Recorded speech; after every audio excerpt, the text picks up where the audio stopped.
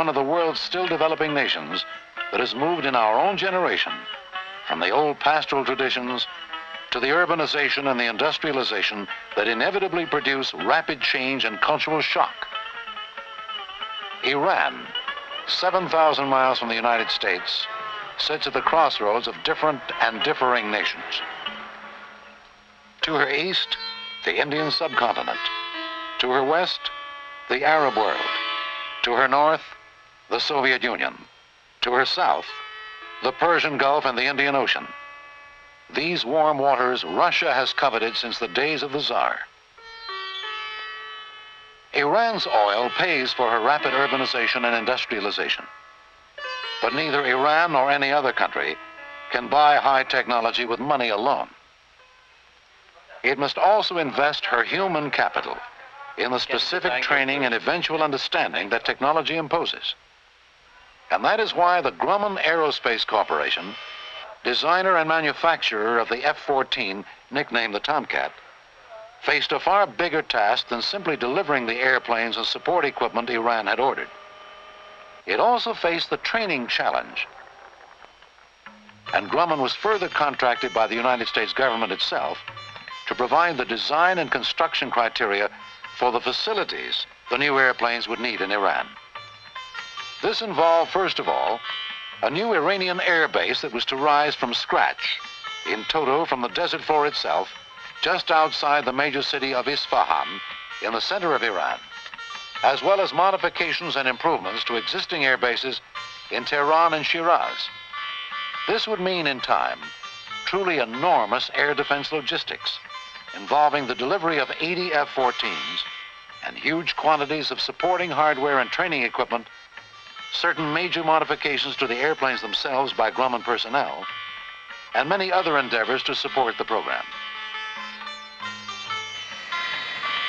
It would all mean, in a matter of months, the installation of truly up-to-date facilities for Iran's air defense, hangars and supply depots, operation, maintenance and training facilities at various bases. The contract also called on Grumman to oversee the design and construction of housing, indeed of entire communities, not only for the Grumman people who would train the Iranian Air Force in the uses of the F-14, but also for all U.S. contractors, for certain U.S. government personnel, and indeed even for some non-U.S. personnel and contractors participating in the F-14 program. It was a massive challenge that was rapid in the fulfilling. The work began in the spring of 1975. The Grumman families moved into leased houses and hotels in the city of Isfahan while construction was underway. They began moving into the newly built permanent housing within 6 months after construction began. But as in new homes everywhere, the new residents had a lot of little things to do to put everything in ship-shape order. For some time, the new residents lived amid the continuing construction activities, preparing the way for more new residents. Everything from home building to road laying, from utilities trenches to landscaping. But it all came together. The housing finally contained every stick of furniture, every household appliance, even the last touch of furnishing down to the silverware and ice buckets that one could reasonably expect in the American lifestyle of the mid-1970s in America itself. Grumman, as prime manager of the construction, worked with the government of Iran and with Iranian contractors to create 2 sizable communities. Khane-Isfahan, just northwest of the great Iranian city, and Shahin Shah, 5 miles to the north. Both of these communities were built by Iranians to American specifications. They would revert to the Iranian government after the Americans completed their mission and returned home.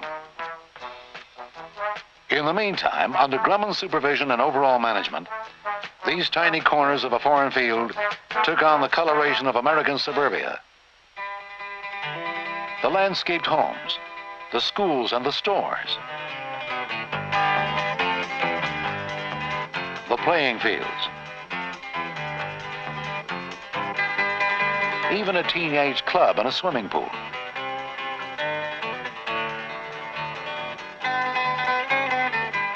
The schools themselves, from kindergarten through high school, had certified American teachers with experience in the United States as well as abroad.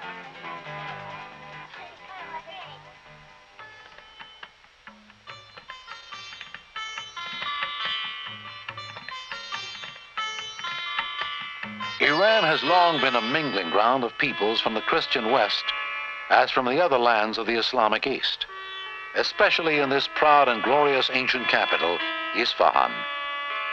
The Grumman people felt an honest fascination before this rich and ancient culture that flourished long before the Christian era, this Persia that is now Iran.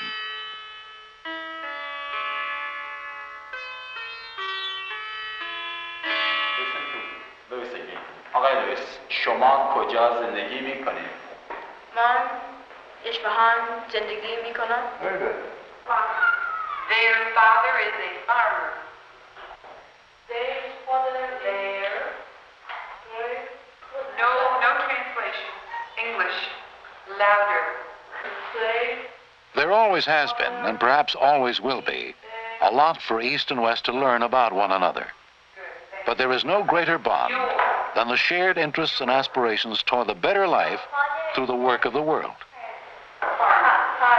Excellent.